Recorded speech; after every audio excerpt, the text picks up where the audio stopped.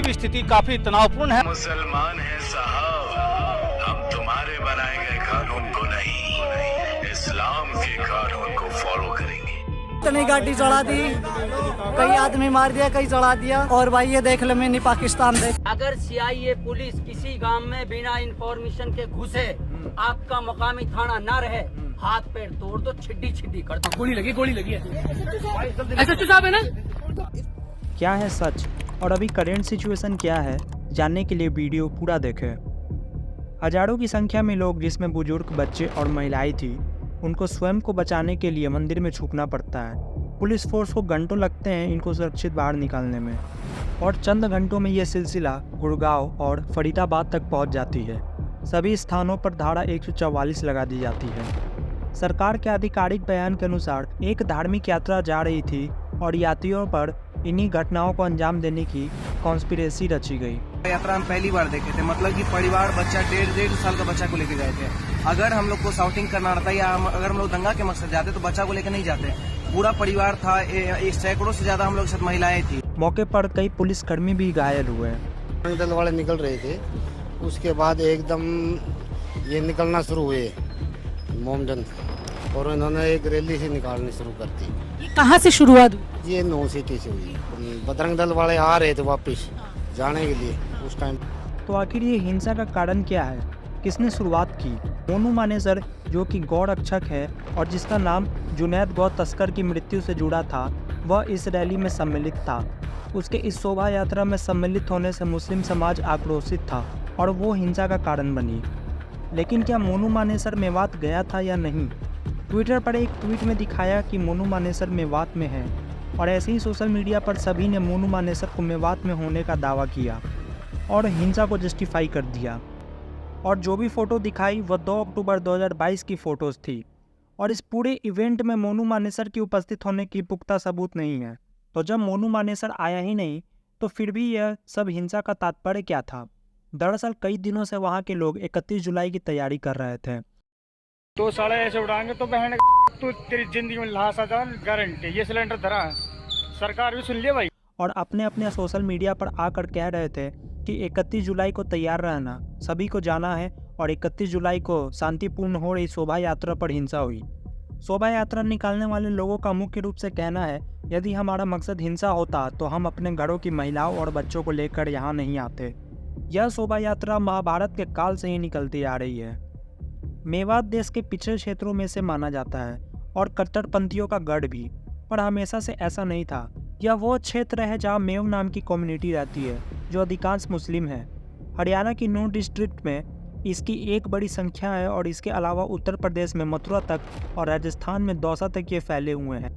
जहाँ अभी ये घटनाएं हुई वहाँ 80% मुस्लिम समुदाय है और देश के सबसे पिछड़े क्षेत्रों में से एक है। तो ये क्षेत्र कभी राजपूत रजवाड़ों का क्षेत्र होता था, जो आगे चलकर खानजादा राजपूत बने। सरल शब्दों में वह राजपूत जो मुसलमान बन गए और ऐसे ही आगे शासन करते रहे। यह लोग कल्चर, रहन सहन में हिंदू रिचुअल और रिलीजियस बिलीफ में मुस्लिम रिचुअल्स मानते थे।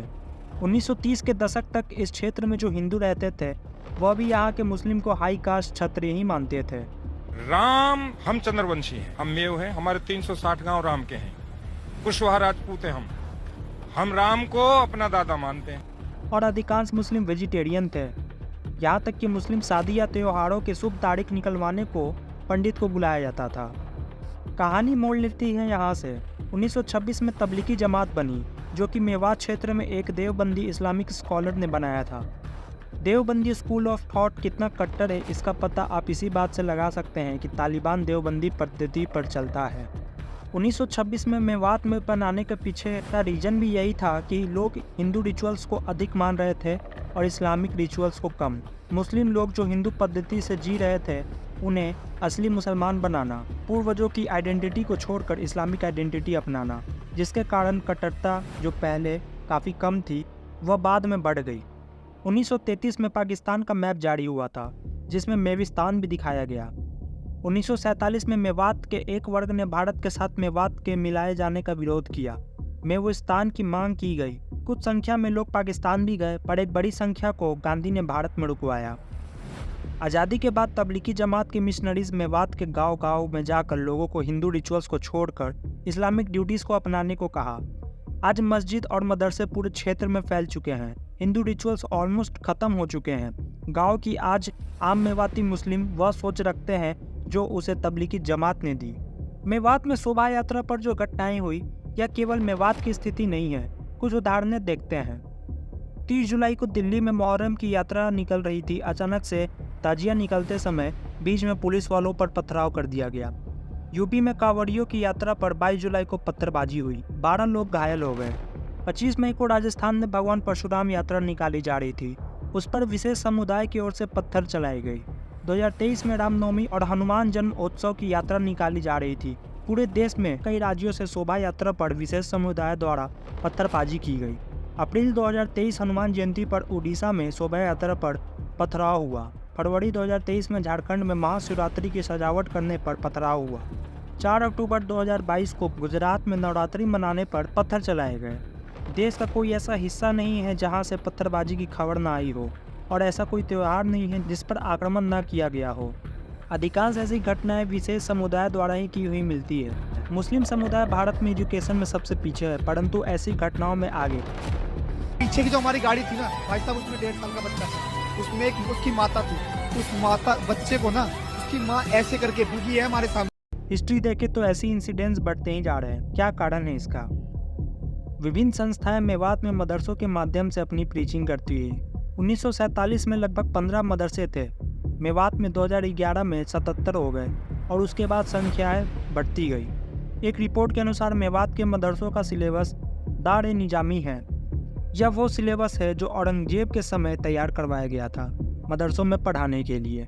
यही सिलेबस अधिकांश मदरसों में है।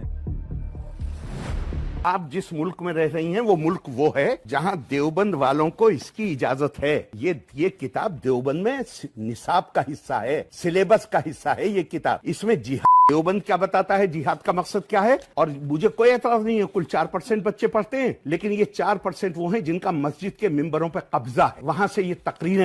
अनेकों बच्चे इस मदरसे में पढ़ते हैं, तो ऐसे सिलेबस के होते कट्टरता कैसे नहीं होगी?